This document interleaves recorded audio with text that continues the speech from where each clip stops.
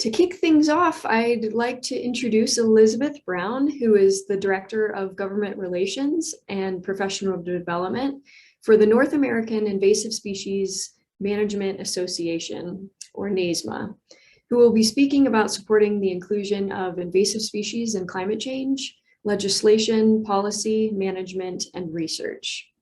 So Elizabeth, if you want to go ahead and take it away. Okay, thank you. Can you hear me okay? All righty, let me share my screen.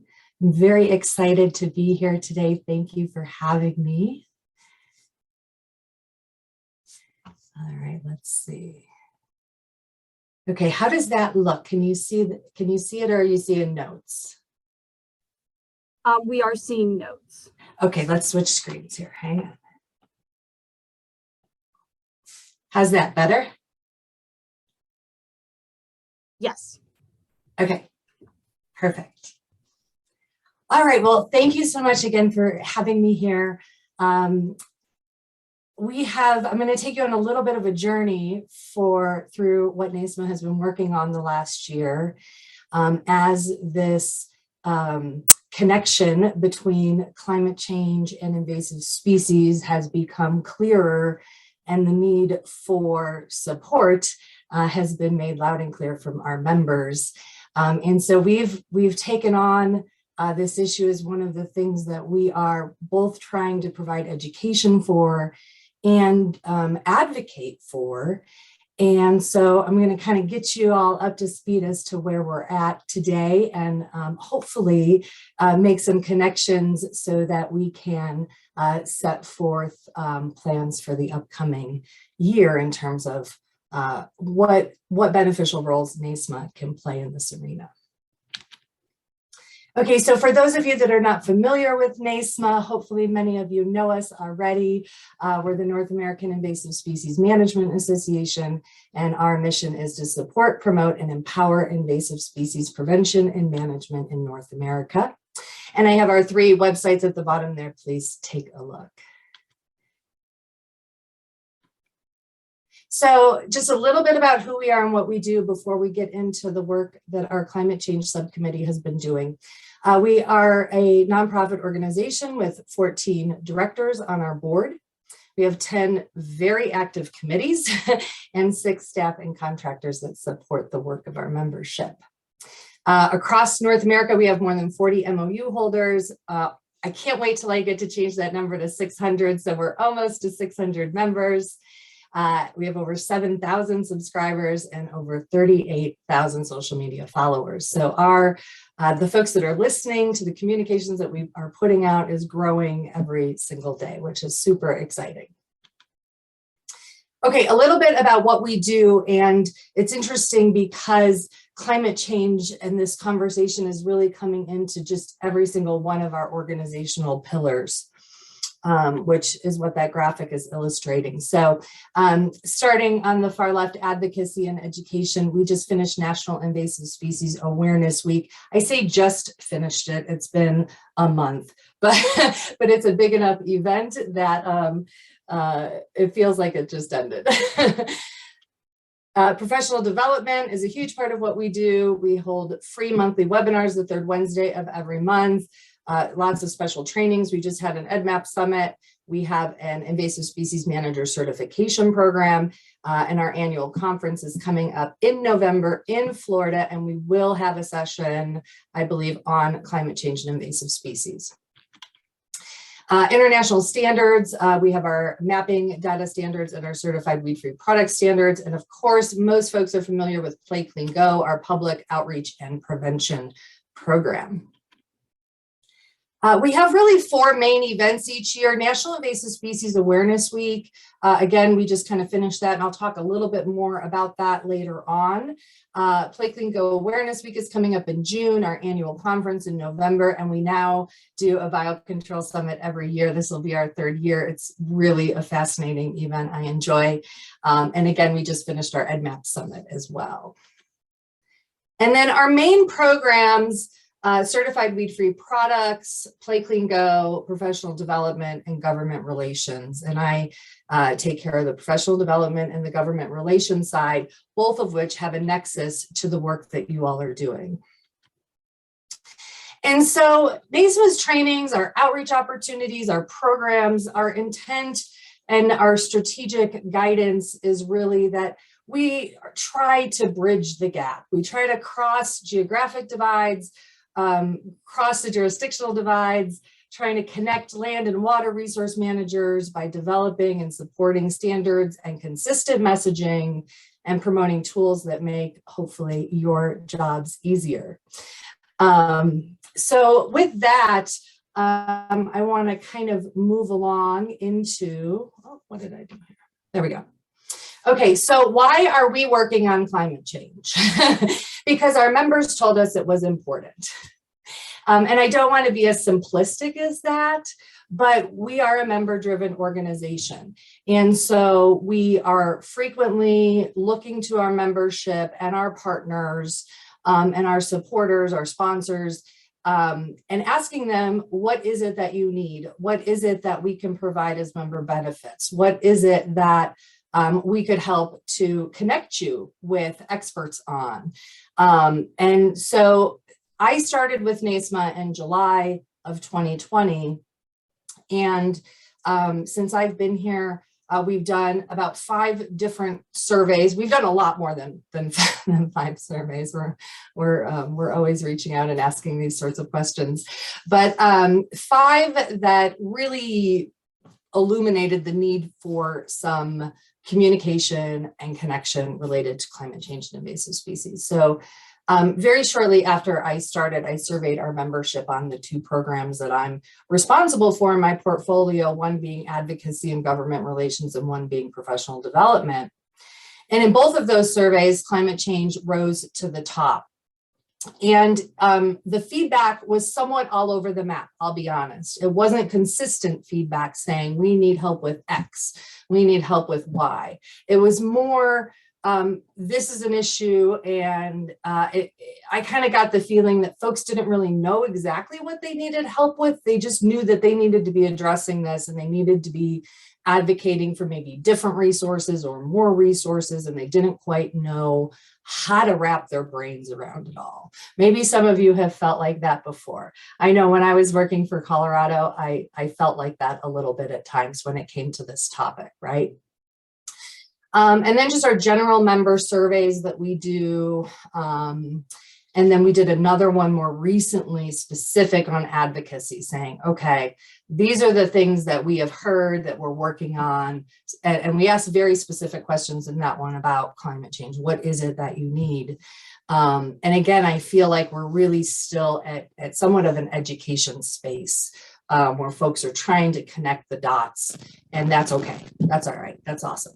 So, but people are thinking about it. And I just want to say, I think one of the assumptions that we were making was that folks weren't thinking about these things together, that climate change managers were not thinking about invasive species, and then invasive species managers were not thinking about climate change. And I can't really speak to the climate change professional community yet because I'm not necessarily a part of that community. Maybe some of the folks here can help us a little bit to understand that perspective. But what I found over the last year in trying to create some framework around this topic is that invasive species managers are definitely, in my opinion, thinking about the changing climate and how that's impacting their work and how that's impacting their capacity.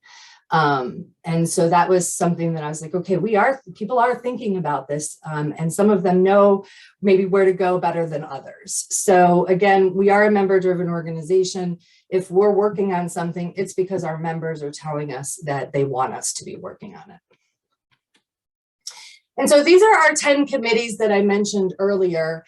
And just to kind of 10 committees is a lot, and it's really cool because this is where the work of the membership gets done.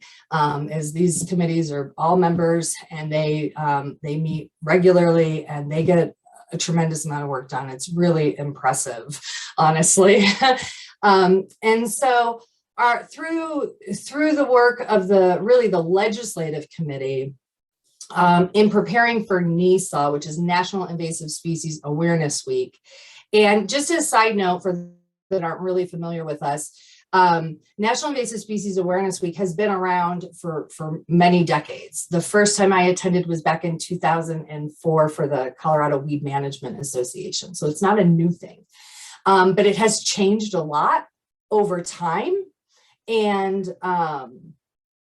NAISMA took it kind of back over in 2020. So we're kind of not reinventing, but finding our way into being the NISA coordinators. And unfortunately, right after we took it over, COVID made us go virtual for 2 years. So we're going to DC next year. I said it last year, but I mean it this year. We're going.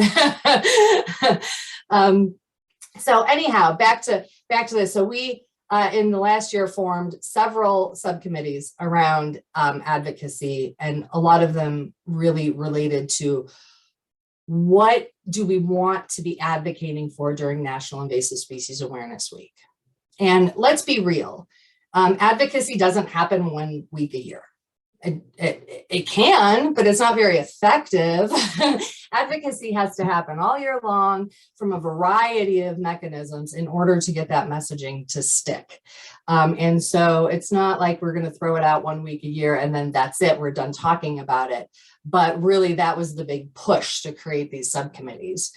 And you'll see on the list that like Farm Bill, Infrastructure Bill, those are very specific, pieces of legislation that we have members working on. What is it that we can do to improve those pieces of legislation for invasive species managers? Climate change is a little bit different in that it's a topic of discussion, and there's a lot of different pieces to it. It's not just one bill. And so again, we really started off with education. That was really the main goal, is like, let's try to get everybody on the same page from kind of a foundational aspect before we start advocating for very specific pieces of legislative language or policy changes, right?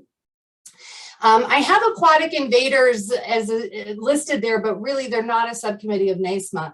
The cool thing about the aquatic invasive species community is that they tend to be very well connected through the regional panels and through the ANS task force and river basin teams and things of that nature.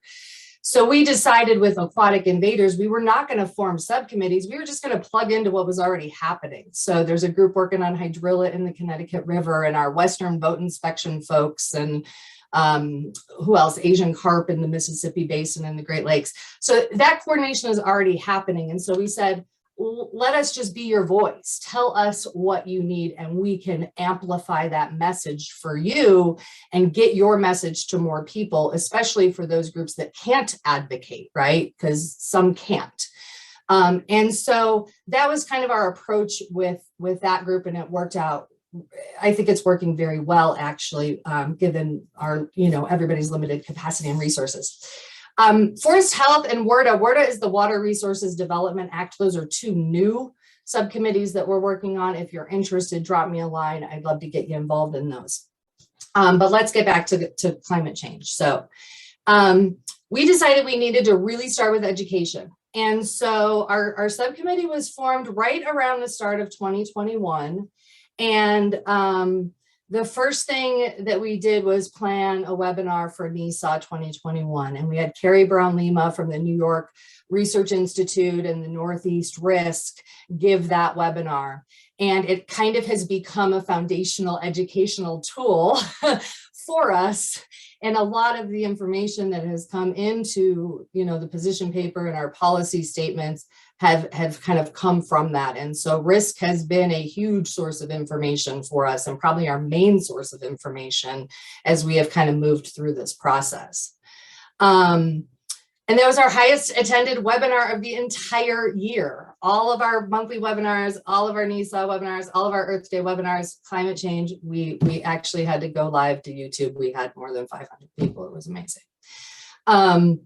So then we formed, we kept our subcommittee, and we worked really all of 2021 to develop our position paper and develop a policy webpage and a take action muster. And then all of that was presented at NAISMA 2022, the first week of March.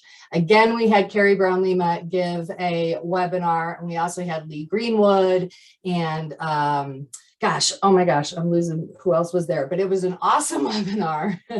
And Erica Fusco was there. It was a really good group. And again, our highest attended webinar, we had 725 people register. So this is something people want to know about. I mean, hands down, if we are getting a huge response and a huge audience to this kind of information.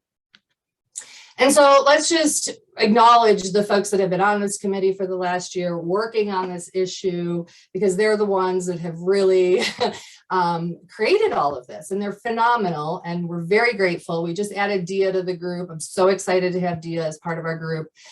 Carrie, Erica Edmondson, Erin Caldwelder, Julie Kolb, Trisha Bethke, Lee Greenwood. These folks have been working, like I said, for over a year, and they're just phenomenal, and I'm so grateful. And like I said, a majority of the information that we're synthesizing is coming from RISCC. You guys have already done a lot of the work, and so taking that information and again, being your voice is a role that NAISMA can play. So here's our position, which mirrors the title of my talk. We support the inclusion of the impacts and influence of invasive species in climate change legislation, policy, management, and research. The reverse is also important. The impacts and influence of climate change must be incorporated into invasive species management and policy. So it is very broad and a little bit generic by design, because we are working our way through this process. And we need to start and start building that foundation before we can really be looking at more targeted sorts of positions. And so I'm not going to go through, for time's sake, the science behind all of this. I put our YouTube channel on it so that you can go and you can watch either one of Carrie's webinars and the webinars that Lee did on our YouTube channel. But these are, some of the things that we're talking to decision makers about in terms of why they need to be, considering one with the other when they're legislating. And then our recommendations. And again, this is all on our website, and I'll give you the website links and you can download the position paper. And we are really, if you have input, we would love to hear it. So again, we advocate for legislation, policy, management, and funding priorities that address climate change and invasive species collectively. Our specific areas of emphasis include, but are not limited to, legislation and policy. So I'll let you read that for a minute. And I just want to, again, we made some assumptions in the beginning when we started that legislators were not thinking of these two things together. And we don't have a very robust policy analyst staff like some of the other bigger NGOs do. But when we started going in, to GovTrack and looking at bills and looking at legislation that's being proposed in the 117th Congress related to climate change, we were finding that a lot of them did mention invasive species, and they did talk about invasive species. Now, whether or not they were doing anything about it, that's open for debate. But there were a lot of bills, an overwhelming amount of bills that had both invasive species and climate change in them. And a lot of them were contradictory. And so we immediately went, boy, we need more resources to really get a handle on this issue. And, we're looking into a variety of different grant options because we really could keep a policy analyst busy on this issue alone. But our assumption that legislators weren't thinking of the two together was not entirely true. I'm sure that's true in some cases, but what we were seeing was like, no, they are thinking about it. They just don't maybe know what to think about it. And so we were seeing contradictory or meaningless legislative text. And I'll kind of get back to that in a minute. I'm watching the clock here though. Okay, so recommendations. You know, again, I feel like I'm kind of preaching to the choir because a lot of this comes from what RISC is recommending through, you know, our subcommittee members and the work that's already been done in the RISC network. But things like climate resistive native. We are really big on pathway prevention here at NAISMA, boat inspection, certified weed-free products, Play Clean Go. You talked a little bit about tools in the introduction. So again, prevention management, strategic planning, again, trying to include invasive species and climate change adaptation plans.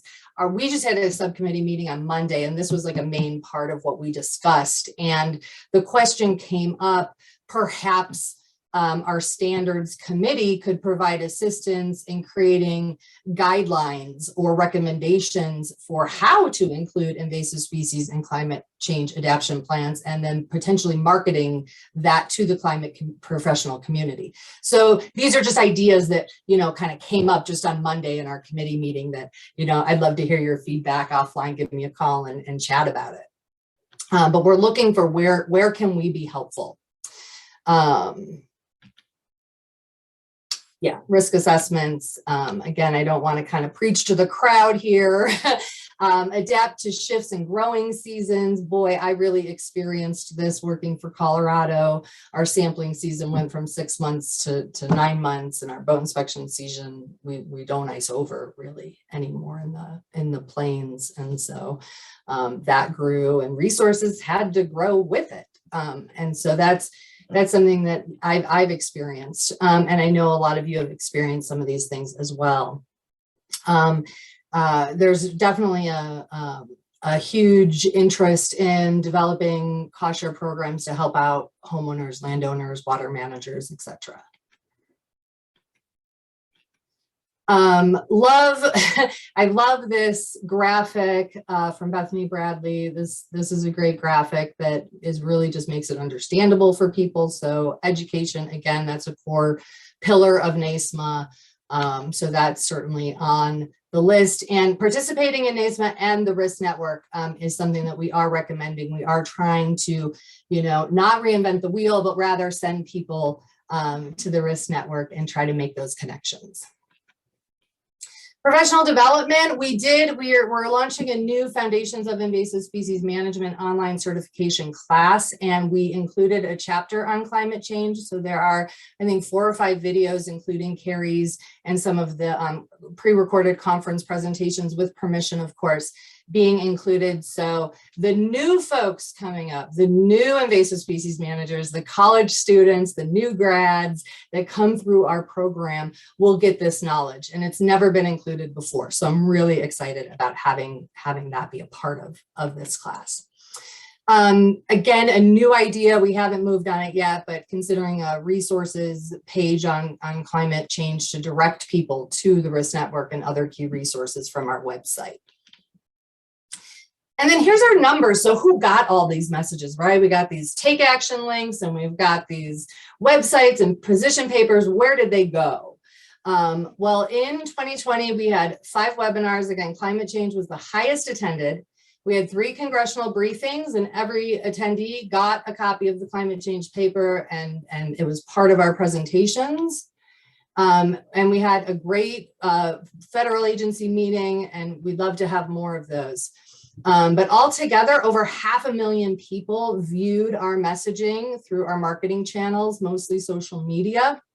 And we had 305 individuals take action by clicking on that, what we call a muster link. It's like a little take action button on our website, and it brings you to a form where you can put in your address and you can customize the letter, and it knows who your US representative is and who your senators are, and it will send that letter to those people. So we had 305 people click that take action link. Now, each one of those emails goes to 3 individuals, your rep and your 2 senators. So that's really 915 letters that got sent sharing our messaging. That's awesome for a first year. That's just phenomenal. Like, I'm so excited because we've never done these take action musters before. So we've tried to move from NAISMA advocating to empowering our community to advocate and making it really easy for them. Okay, so what's next? We are constantly looking to improve our policy page and our position paper. We will certainly publish a new one for NISA 2023. But again, take a look, let us know what needs to be improved. If you're a member, join our committee. If you're not a member, become a member and join our committee because we would love to, you know, really, again, we're kind of moving from education, but now for 2023, we're going to have a new Congress and we want to be ready so that when we see these pieces of legislation that have maybe disparate recommendations or contradictory recommendations or in a, you know, language that isn't really doing anything, we want to be ready to say, this is what we would like to see in the legislation. So we want to get us maybe from this education and awareness space, moving into more direct asks that can build capacity for managing invasive species in light of the changing climate. And again, continuing to provide professional development. So, you know, we're going to do a session at the annual conference, but if you have any ideas on that, I do need webinar speakers for September, October, November, and December. So let me know if you have something that you might be interested in presenting. And with that, I am right at the time limit. So I am going to conclude. Again, thank you for being here and thank you for all the work that you're doing. It's really inspiring to see the community come together and to see these regional groups forming to work collaboratively on these issues. So I applaud you for the work that you're doing and the positive impact that it's having on all of us in the invasive species community. So thank you.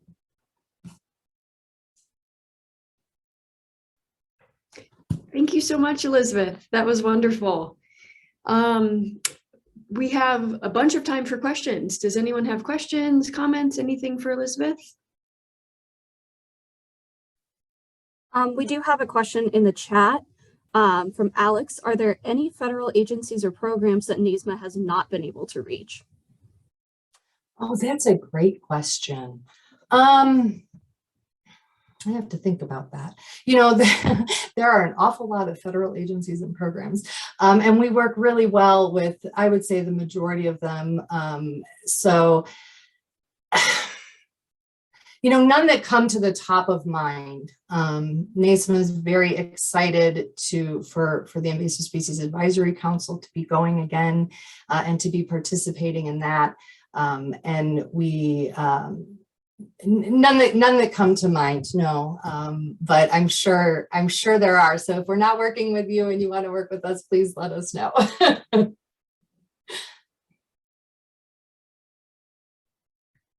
Okay, any other questions or comments for Elizabeth?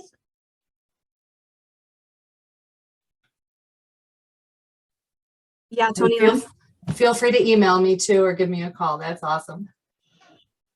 Yeah, I just wanted to say thanks so much, Elizabeth. So I'm Tony Lynn Morelli. I'm one of the co-founders of the RISC Network with Bethany Bradley and Carrie Bradley Ma, for those in the audience who don't know. And it's just so great to hear. I was like noting down quotes from you. I'll check on with you, but it means so much to hear that the work we started 6 years ago, that we've kind of put some blood, sweat, and tears, very occasional tears, into not only is like satisfying and feels productive for our natural resource managers in our region and has helped to inspire and support the other risks that have come up around the country, but also that there's policy implications, and not that I, as a USGSer, would advocate for that, but my colleagues who are not federal scientists, and that there's, you know, conversation that's happening where the reaches of that science gets into sort of the broader framework, and that's just like so awesome. So it's just, when we started several years ago, that we really, our risk group was motivated by hearing from natural resource managers that invasive species and climate change are both these things that we need to worry about, but like people didn't really know what to do about climate change. And it's just been this conversation back and forth of sort of like pushing each other along the way. And so it's really great to have NAISMA as a partner on that, and for us to help support you and the other way around. So thank you. Well, thank you. Yes, it's tremendously, there's great work out there, and we don't want to reinvent the wheel. So, you know, we certainly, and it's interesting because on that note, you guys did a survey about 5 years ago, surveying managers. It was a really great survey. And in preparation for this talk, I was thinking about doing a survey, and Carrie and I talked, and he said, "Oh wait, you know, it sounds like there might be, you know, redo." So we're like, okay, let's wait and help with your survey and get a better picture. So any way that we can help to get the word out, or, you know, share events, share products, share messaging, that's what we're really good at. And I'm curious about, you know, connecting to the climate change professional community, and is there because like I said, that's not a professional space that we're currently working in. And so is there a role for us to try to help bridge that gap, you know? So think about that and let us know what we can do to help. Super, thanks. Thank you. Jeff?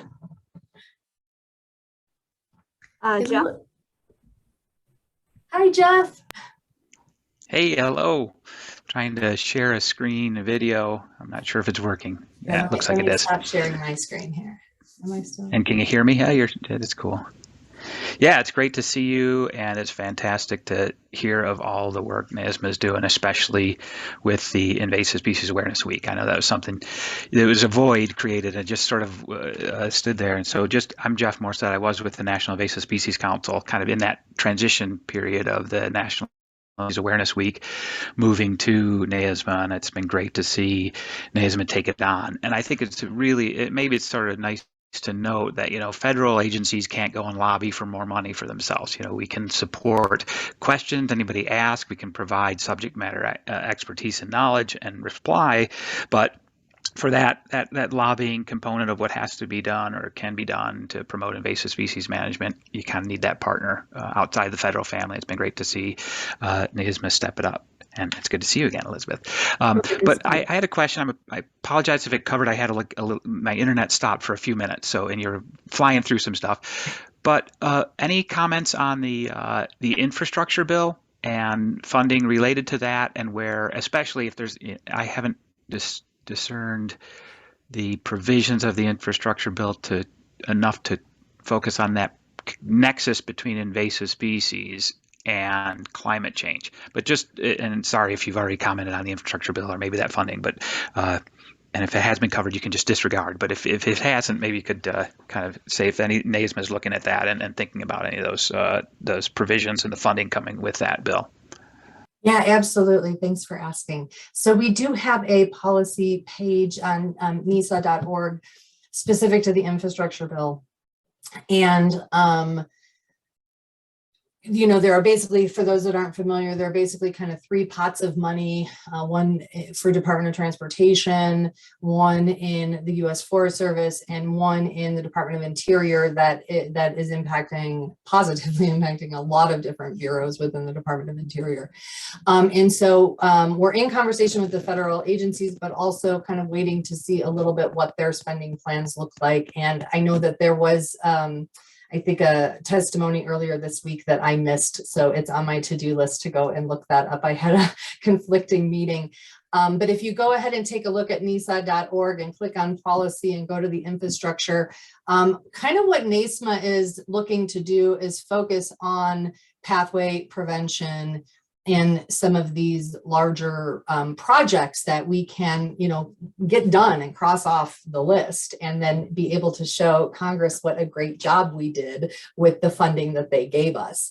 And so things like putting a boot brush station at every trailhead in the National Forest System and the National Park Service over the next 5 years, making sure that our main recreation areas have the capacity for watercraft inspection and decontamination, things like that. So kind of bigger pathway prevention, expanding the certified weed-free products program, because that's a major pathway for noxious weeds.